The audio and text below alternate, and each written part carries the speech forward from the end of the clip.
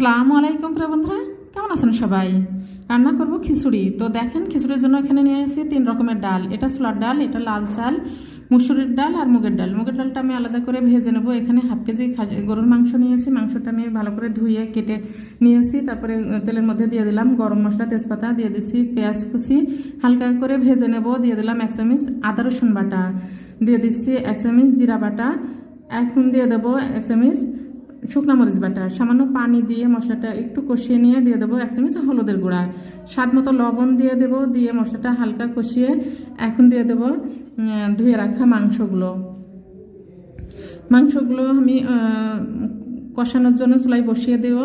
দেওয়ার পর এখন হাঁড়ির মধ্যে আমি খিচুড়িটা সব কিছু দিয়ে রেডি করে নেব।